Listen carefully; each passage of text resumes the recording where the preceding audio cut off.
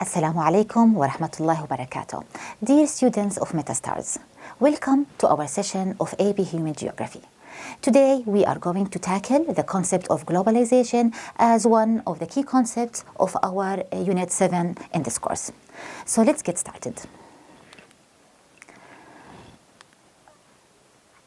I bet that you have been learning or hearing about globalization.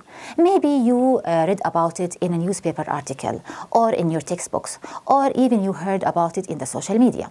So what is globalization? And what are the types of globalization? What are the advantages and disadvantages of globalization? And what is the outcome of globalization? So all of these questions and more are going to be discussed in our session today. So the first question that I have for you is, what is globalization? Actually, globalization is the integration, interdependence, and interaction between individuals, organizations, societies, states, trade entities, in which the world is becoming a small village. And interaction on a small level is not important anymore.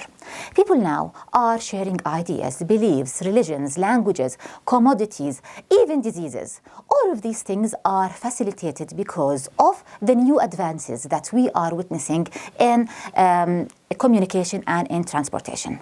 So this is globalization, and it's becoming a very important topic nowadays. And we have to know that there are, my dear students, different types of globalization. For example, there is economic globalization, there is political globalization, and there is cultural globalization. We're going to discuss them in our session today. Now, let's talk about globalization from a historical context. We have to know that globalization is not a new concept. It has been there for a long period of time. If you remember the Silk Route, for example, we have some travelers and merchants such as Marco Polo, who was from Italy. He used to travel along the Silk Route from Europe, from Italy, for example, to China.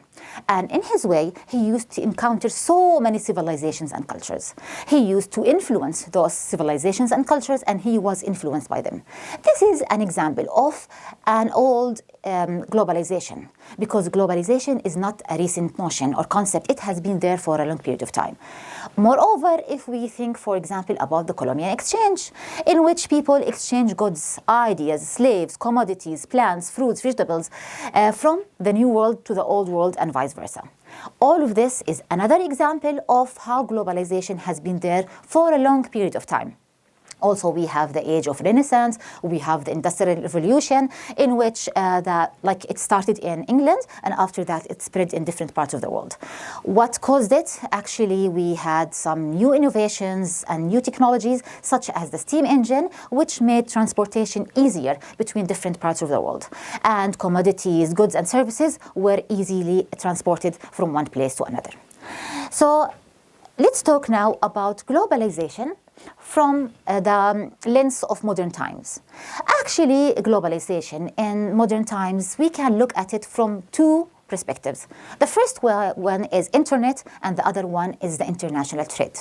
Let's talk about internet and the social media platforms. Now, globalization is more facilitated due to the advances that we have in ways of communication, such as the internet. Now, if we want to look at political globalization, now people are more aware of their rights. They are protesting, they are demanding their rights through the social media platforms. And now whatever event takes place in one place of the world, in few seconds, all the world will be familiar with it, and they will know about it. Now, governments are more conscious about any violation of human rights, because if they violated human rights, the international community is going to be aware of it, and that might lead to an intervention. So this is one aspect of globalization which is facilitated by internet, and that is the political globalization. On the other other hand, we have the cultural globalization, in which we have a certain culture that is having its influence on other cultures. People from different countries are influenced by this culture through their movies, through their social media interactions, for example, in which people now are imitating this type of culture. We call it popular culture. Now, even the language of this culture is becoming more prominent worldwide, such as the English language and the American culture. So this is another example in modern times how we have the cultural globalization, which is facilitated because of the new innovations and ways of communication. Now let's talk about another aspect of modern globalization, and that is international trade. We have something called MNCs, which is multinational corporations, and we have TNCs, which are transnational corporations. Now those companies or these corporations, they are offsources or outsourcing or offshoring in the LDCs, which are the least developed countries. Why are they doing this? They are doing this for so many reasons. First of all, they are looking to minimize the cost of their production by looking for countries in which the labor is cheap, the raw materials are accessible, the regulations that are related to economic activity is relaxed, and also we have like cheaper land for their factories. So they are doing this. And by doing this, we have like more integration and more interaction between different countries in which the barriers are not important anymore. Tariffs are limited, taxes are limited, and international trade is encouraged. This is another example of economic globalization, which is taking place more and more in our recent times. Now let's talk about the advantages and disadvantages of globalization, my dear students. Do you think that globalization is only having so many advantages and doesn't have any disadvantages? Or you think the other way around? Actually, globalization has advantages and it has disadvantages. If we want to focus on globalization from the aspect of economic globalization, we can find out that when we have those big MNCs or TNCs, they are opening branches in other countries that are developing countries. So many people in those LDCs are going to have job opportunities, which will have a great impact on their standard of life. They're going to have a higher standard of life. Now, as a result, what will happen? They're going to have, for example, better education, better standards of life, and that is considered to be an advantage for them. If you look at other advantages for globalization, when we're talking about political globalization, people now can express their opinions freely. They can talk about any violations of human rights that is taking place in their countries. They can share ideas. They can share cultural trends. They can share technological innovations. All of these things are advantages of globalization. But on the other hand, globalization is being accused of increasing inequalities within countries themselves and in the international world. How come? Now, if we look at the LDCs or the least developed countries, when MNCs or TNCs, they open factories inside those countries, and a group of people in this country or some chunk of the population is working in those factories. They are going to benefit from the fruits of globalization, but not everyone in that society or that community or those countries, they're going to benefit from the advantages of globalization, because not everyone is going to work in those factories. So that will lead to inequality between the people who are working in those factories and people who did not benefit from those factories. That will lead to class distinction. That will lead to a huge wage gap between those people who are working there and people who are not working there. That will increase inequality within societies. Now, on the global level, we have another type of inequality which is taking place because of globalization.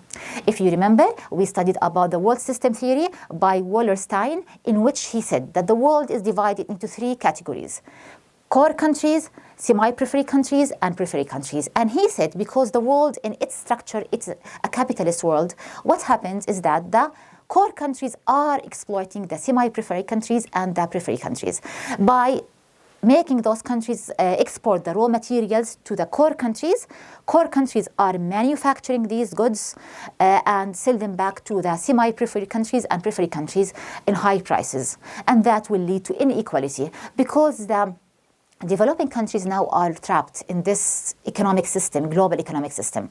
They cannot progress because they are part of this capitalist kind of world system in which they are only selling raw materials and they are buying manufactured goods. So this is another like disadvantage of globalization, which is considered to be an example of inequalities in the international community.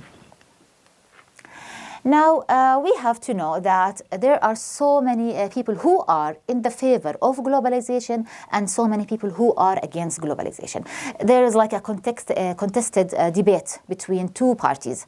But we have to know that there are some awareness campaigns and also some activist groups who are against the multinational corporations or transnational corporations. Why? Because they say that these kind of companies, they are exploiting the workers in the developing countries.